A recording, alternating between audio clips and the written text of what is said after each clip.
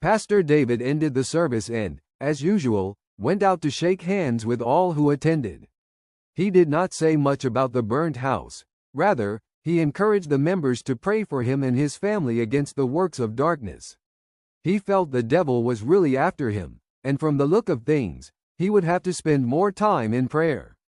He was attacked the night before, while he went to a grocery shop to pick some veggies, by the same young man who denied him the opportunity to have his wedding in his former church.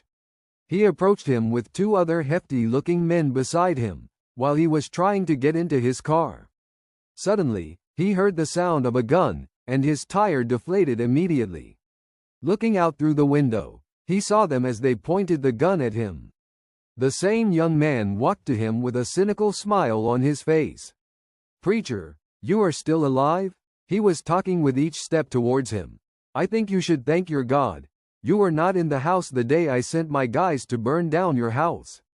He had reached the side of the car by then, with one hand across his breast. At the same time, other on his chin, he said, "I hate you for speaking against my right as a gay and will never forgive you for making my wife sad by your hate speech that day.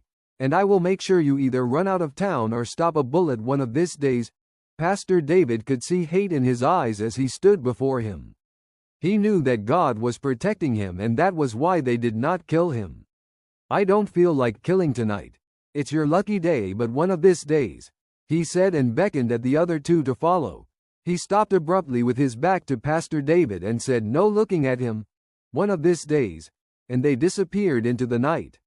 He remembered how he changed the tire with a trembling hand and quickly drove to the church to meet his wife and daughter. His wife asked him to report the threat to the police, but he felt there was no need, rather he was going to spend more time in prayer.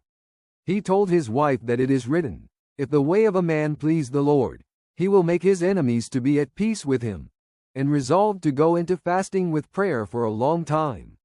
While he was shaking the hands of his members, he was called by the elders for a brief meeting with them. The meeting was actually to discuss his well-being and the presentation of their plans towards him. "God bless you, Sister Jane," he said to the last person on the line and headed for his office.